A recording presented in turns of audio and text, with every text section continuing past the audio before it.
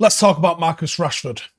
Marcus is a player that I am seeing receive an untold amount of criticism at the moment. And I don't think he's been in form.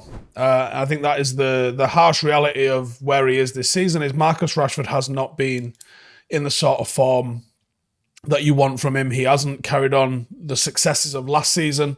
He started off with a struggle, really, because he started down the middle because United didn't have a striker. And United had struggled to play cohesively as a team.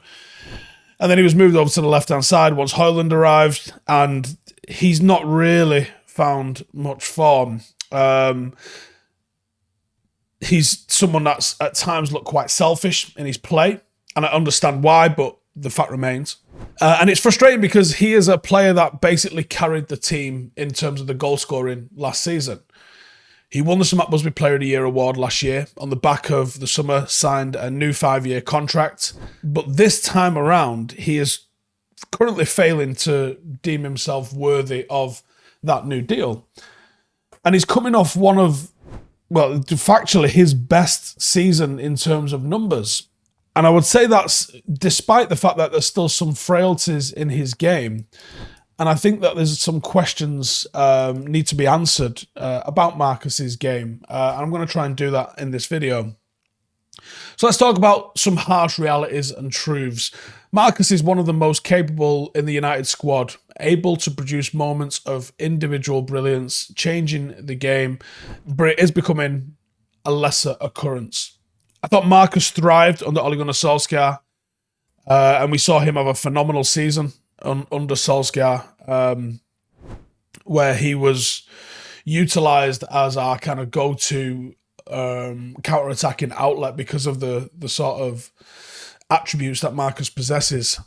And then in the 22-23 season, we saw him showcase many times, not just match-winning solo goals, but also brilliant pieces to create for others around him, which he did a lot of last year. Possibly felt more empowered to let others score when he was in such a rich vein of form himself. And I think some of the selfishness we've seen from Marcus this year is probably a determination to get back amongst the goals. Goals are what strikers need. And if you're not scoring goals, what else are you adding to the team? But if you're scoring goals, it covers up all ills. People go, he's fucking scoring goals, just leave him alone. Now, it's clear after returning from the World Cup that he was a player, despite the way he was treated by Gareth Southgate, high in confidence, and that translated to a seriously high output on the pitch. And I think Marcus has always been a little bit of a confidence player. Purple patches separated by goal droughts and even poor performances have been sort of the story of his career. Very often he steps up in big games. You know, something that Lukaku was criticised with, Marcus was never really praised for, which was, oh, he only scores against the small teams. It's something that's levelled at Bruno. Bruno never scores against the big teams. He stat pads against the smaller teams. No one ever talks about how Rashford pretty much thrives in the bigger games where there's probably a little bit more room for him to run into, do they? That's never something that's used to mitigate Marcus's performance. And this season has most definitely started in poor performance. He struggled to build any sort of confidence at all this season, and he's having very little effect on match outcomes. And his work off the ball, I think sometimes he's over-egged because I think he's told to cheat. I think being our major outlet and our biggest pace outlet, and someone that you want to look to get in behind, you don't see this on the TV. And I don't know why TV coverage really amidst this, but in the ground you will see Marcus making so many runs. He'll probably make 4 or 5 runs for every time the ball comes, which I think is why managers are having him more than some fans that watch on TV. But when United don't have the ball, there's been some really bad clips that you can't defend, where people are within a bound of him and he's not gone to pressure them. It feels like at the moment that there's a role in the team similar to that of Vinicius at Real Madrid and Mbappe at PSG. Those are players that are considered luxury players, and if you watch their games, they're not constantly pressing. They're not chasing people down. They're someone that will put a little bit of pressure on, and then they'll sort of just hover in an area expecting the ball to come to them. The problem is, those are luxury players that can change the course of a game by a single goal. And the problem Marcus has got is he's not in the form where you can get a goal out of him where you go, do you know what? Yeah, go on, you cheat. Mo Salah's the same. You don't see Mo Salah cutting about the place, chasing people down. Mo Salah gets to cheat, hang out, and just wait for the ball to come to him. And when it does, he's going to put the ball in the back of the net. When Marcus's contribution to the attack fades, that luxury sort of position becomes difficult to justify. And United are currently sacrificing a little bit of solidity as a unit to allow Marcus the freedom to try and produce something for us. Something that's evidently not being produced right now. Far too often as well, Marcus looks despondent on the pitch. And I think he's a deep thinker. He comes across as someone that possibly overthinks a lot. But the body language isn't coming across as someone who cares on the pitch, which I know is not the case. I'm just stating the fact that it looks like someone who doesn't care. I know it isn't the case, but the impression is that's the case. And I think his decision-making this season has left a lot to be desired. His Premier League shot map shows that his attempts at goal have come from real suboptimal positions on the edge of the penalty area. Out of the 31 shots he's had in the Premier League this season, 16 of them have been blocked. That suggests to me he's not shooting at the optimal time. He's not clearing a road through where the best finishers are passing the ball into the net. They're not smashing it into the net. They're not having to get through 4 or 5 players. They're getting into optimal positions where they can take shots that have got a high probability of going in. Now, it's not all on Marcus. I also don't think United have quite delivered the service because the gameplay is not there. But when you're seeing so many shots blocked, to me, watching him as closely as I do, Marcus winds up his shot a lot.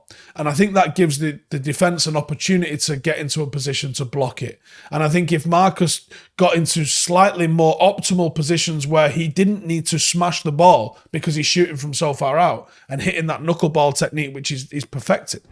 If he got into an area where all he had to do was just pass it, hit the target, it might be a smaller target, but just pass it into that gap right there, and you would see his numbers go through the roof. And it's too often, I think, that decision-making has let him down. And I think it's the one thing that stops him from actually reaching the top. His level of individual 1v1 skills is very high. I put it on the top tier of others. His blistering pace on the counter is an enormous asset. That puts him in a top tier of players.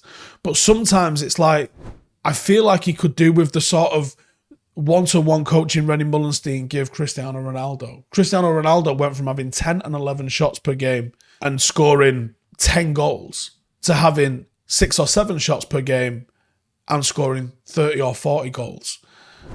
Because he was taking better care. He was using the right finish at the right time. To be a world-class player, which I think Marcus does have the potential to do, even still, he just has to make a slight adjustment to that one very, very big aspect of his game, which is finishing. And to be honest, he's had this sort of aggressive shot on him all the time. I remember seeing him at 16 or 17 going through 1v1 and blazing it over the bar because he seemed to be smashing it rather than placing it. Now, if you look into the stats, his tally last season of 31 goals was almost twice as much as the next best, which was Bruno Fernandes, which makes it hilarious that these are the two people that are being demanded a remove from the squad, which I can't get behind that. And it was almost 3 times as much as Casemiro in third with 11. No forward had 10, or more than 10. And that's a problem in itself. It underlined just how much Rashford carried United with that 30-goal season. He was completely irreplaceable in more ways than one. This season has spanned 700 minutes and brought 1 goal. Before last weekend, with 16 dispossessions in the league, only Ayew, Sterling and Paqueta had been dispossessed more than Rashford this season.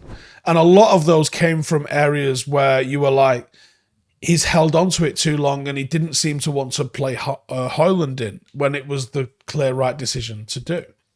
And amidst United struggles, it's tempting to suggest that he hasn't had lots of opportunities. And I don't think we've had that many opportunities. But actually, Only Erling Haaland has had more shots in the division than Marcus. And the conversion rate for Marcus is around 3.6%. Now, your elite strikers are going to be over 25%, somewhere in the aiming towards 30. 30% conversion rate is genuine world class. If you can get in the 20 to 25%, that's really respectable and very, very strong numbers. But he's never really averaged more shots than the current 4.08 shots per 90. Yet only 6 all season have been on target. That tells me it's a decision-making thing, not an ability thing, and not an opportunity thing. It is shooting when maybe there's an extra pass for somebody else, shooting when maybe there's an extra touch for somebody else, or shooting with the incorrect technique where this can be improved upon. He's had 31 shots more than Son, than Alvarez, than Salah, than Saka, and Isak, but he's only hit the target 7 times out of 31 shots so far this season. Realistically, you want to be shooting at around about 50% accuracy. And out of that 50% accuracy, you're probably looking for, again, like we said, about half of those-ish to go in, which gives you a total accuracy of around about 20-25% from all your shots. I think it has been notable this season how he's been shooting rather than attempting to pass to a teammate that's in a better position, which has happened on a number of occasions. But his numbers are way below the conversion rate that you should be expecting for someone of Marcus's ability. And not even that, just the numbers Marcus has done previously. So this isn't us arriving at this conclusion and saying Marcus isn't good enough, he can't do this. It's Marcus isn't doing what Marcus has done in the past. There's been opportunities. I don't think they've been as high quality as you would hope, which means that I think that the times that the ball has arrived to him has been a little bit slower than you would want, which means that the defence has had a bit more time to get back and cover. And I think that's a massive factor in looking at some of the lack of finishes. But he's also had the opportunities. I believe in Marcus, and I believe he's been a big confidence player. I wish he hadn't gone away with England. I think it had done him better to stick around and work on his game. It's clear Gareth Southgate doesn't fucking like him no matter what he does. So I would fuck that right off and just try and focus on maybe get some one-to-ones in and just work on your finishing, because the shot volume is there. The decision-making can be improved. And I think that little tweak, literally a dozen sessions with someone like a Hopper or a Rennie Mullenstein, and you might actually see a big difference. I think he works with Jamie Velocity. Get him back in and just go through that very basic finishing stuff. And rather than the stuff that's all showy, like I see a lot of people, and even Oppa does this to be fair, I see a lot of people doing those long range shots from outside the D. They'll have a couple of mannequins and then they'll have them shooting from outside the D. I think Marcus needs to be taking it inside the D and having his sort of mental space to shoot from being somewhere in that box around the penalty spot. Get him in that zone and learn the types of finishes from there, and then work left and right from there in an arc. That's where you need to be shooting from, because the ones that go outside the box, you're looking at a 2-3% chance that they go in. The ones from around the penalty spot, you're looking at around a 20-25% chance that they go in. And the closer you get to the 6-yard box, every yard just elevates how much of a percentage chance that they're going in. So start getting yourself closer to the goal before you take the shot, and you'll start to see some differences. That's what I think about Rashford anyway. Let me know your thoughts in the comments. See you in a bit. Hey, thank you for watching the video. If you are new around these parts, then don't forget to subscribe. My channel is proudly supported by my community on Patreon. If you'd like to get a little bit of extra content, a Discord group, meetups, five-a-side games, weekly podcasts, behind the scenes, and even an occasional bit of transfer news as and when I get it, then for the price of a pint, you can show your appreciation for the content that we make and get some goodies for doing so as well. Check the link in the description or click the button right here. You'll also find all of my socials here too if you want to follow me on any of those platforms. Nice one.